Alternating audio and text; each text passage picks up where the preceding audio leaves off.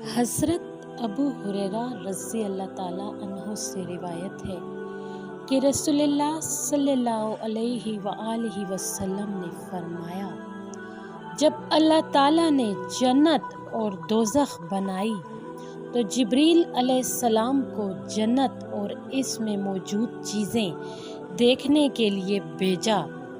وہ گئے اور دیکھ کر واپس لوٹے اور عرض کیا، اے اللہ، تیری عزت کی قسم، جو بھی اس کے متعلق سنے گا اس میں داخل ہو جائے گا۔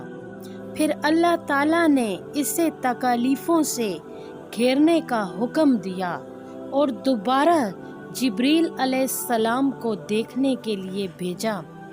وہ دیکھ کر واپس آئے اور عرض کیا، اے اللہ، تیری عزت کی قسم، مجھے اندیشہ ہے کہ اس میں کوئی بھی داخل نہ ہو سکے۔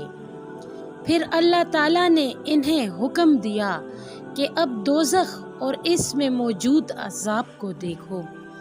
انہوں نے دیکھا کہ اس کا ایک حصہ دوسرے حصے پر چڑھا ہوا ہے، چنانچہ واپس آئے اور عرض کیا، اے اللہ، تیری عزت کی قسم، اس کا حال سننے کے بعد کوئی اس میں داخل نہیں ہوگا۔ پھر اللہ تعالیٰ نے اسے شہوات سے گھیرنے کا حکم دیا اور دوبارہ جبریل امین کو بھیجا۔ اس مرتبہ وہ لوٹے اور عرض کیا، اے اللہ، تیری عزت کی قسم، مجھے اندیشہ ہے کہ اس سے کوئی شخص نجات نہ پا سکے گا اور اس یعنی جہنم میں داخل ہو جائے گا۔